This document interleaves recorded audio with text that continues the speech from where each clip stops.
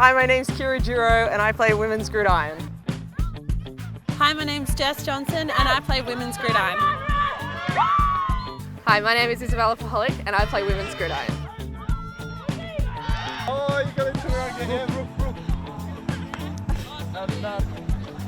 him. Sport is deeply ingrained into Australian culture.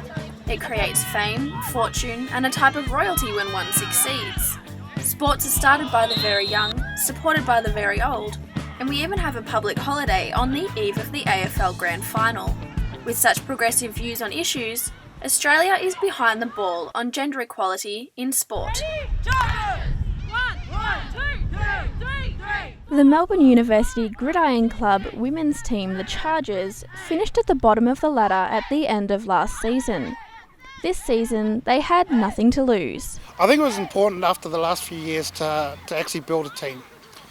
Build a team that can move forward into the next few seasons. Too many girls come into this game. They play a season and then they leave, and then you end up rebuilding year after year after year. Surprisingly, Jake said that the fear of getting tackled wasn't a big factor in actually deterring women. A lot of it's financial. One, you've got to basically buy your own equipment. The fees are probably higher than a lot of the other sports that a lot of the girls play. That would be probably the biggest aspect. Gridiron, I love the challenge because it's kind of like chess, a physical chess. Like you're trying to figure out like if somebody blocks this person, that space will be free and all of that. So it's a lot of reading. I don't think anyone understands like how much you actually have to try and remember for gridiron. So we have 4 different formations and then we have about 6 to 10 plays off each thing. So we've all got to know, everyone on the offense needs to know it. The thing for me is that I need to know what pretty much everyone else is doing. A lot of it is like smoke and mirrors out there. You're trying to play, like you may call a play like 5 times and try and lull the defense into this is what they're going to do, this is what they're going to do. And then you go out in the same formation and you call a different play and then you can go and get a touchdown. It's actually pretty awesome. Like it's a game of patience. She's a very good player. This is her first year as quarterback as well. She's a very good team player and a very good leader as well. The lingerie football thing, I don't know. I don't really pay attention to it.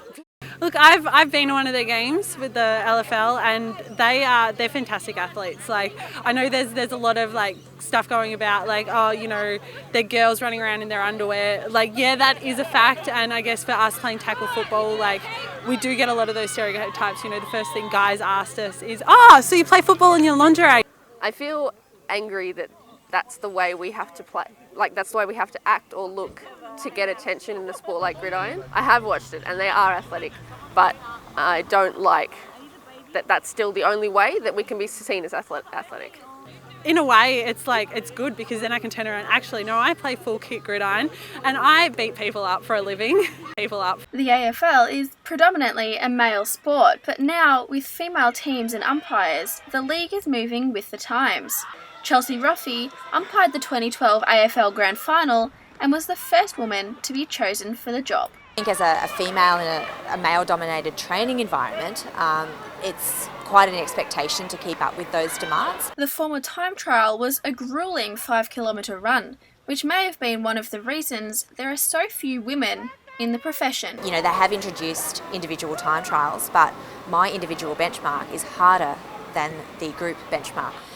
I think when you look at the way this individual timing is actually being applied, it's really about enabling the person to get the best out of themselves. The requirements of the role are still exceptionally high, so you still have to be at a certain level of fitness to be an umpire. What it's about is maintaining a very high level of umpiring, but also enabling people from different perspectives to get involved in the game and offer that to the decision making.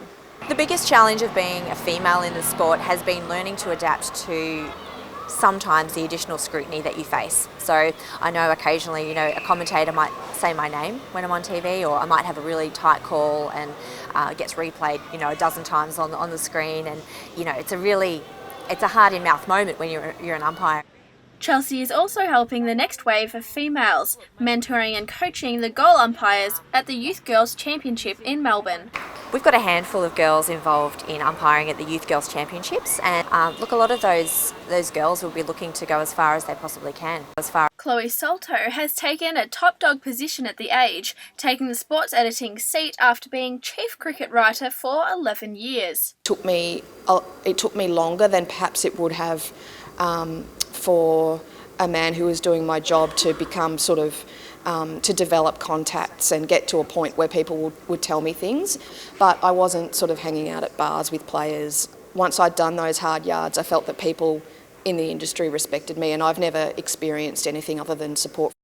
The incident between cricketer Chris Gale and journalist Mel McLaughlin at the start of this year exploded on social media. The hashtag #Don'tBlushBaby was used. I think the fact that a lot of sportsmen came out in support of Mel McLaughlin and were very critical of Chris Gale says a lot about, the fact that a woman should be able to go to work and do her job and not feel as if she's going to be hit on. In television in particular, the way that a woman looks is much more a part of what she does than it is in newspapers or print journalism. Chloe was the first woman to cover an Ashes test in Britain in 2005. She speaks of this as her greatest achievement. I know there still aren't very many women on the global cricket tour, and perhaps that's because it's quite a gruelling kind of lifestyle.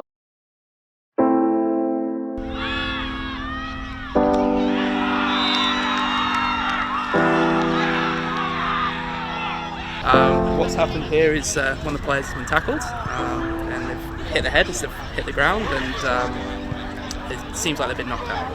Does this happen often? We hope it doesn't, but it does happen every now and again. This is maybe the third time I've seen it happen this season so far. Concussions are quite a common injury in the sport. And if you hit the floor anywhere like that, face first, generally speaking, it's going to hurt, and that's where most concussions come from. That's the big part about this sport, that there is that concussion side of it and there is the head contact stuff. But yeah, it's an unfortunate part of the game. But some guys don't want to play because they're scared that they're going to get hurt like that too. But the risk is there in every sport that anyone plays, that if you play a contact sport, you're potentially going to get hurt. I feel as if here, and particularly where I work in sport, we have a lot of influential women in senior positions, so there are plenty of opportunities for women in our sports section. Obviously, being an umpire, you have to learn to be very decisive and confident. You have to learn to back your judgment. You have to be fit, even as a goal umpire. So getting used to all of that stuff, and getting to know the rules, and of course learning to, I suppose, deal with fans of the game who may not always appreciate the decisions that you make. They're the challenges. All the umpires in the elite competition receive a match payment, so it's equal pay, male, female. Chloe says female cricketers are slowly seeing gender equality and finally feeling part of the Australian game.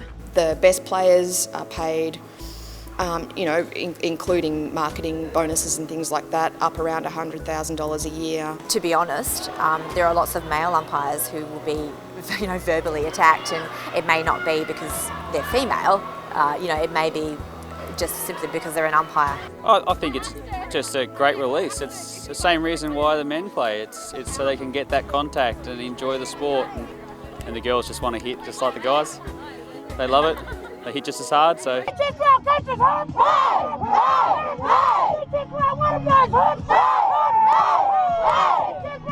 girl!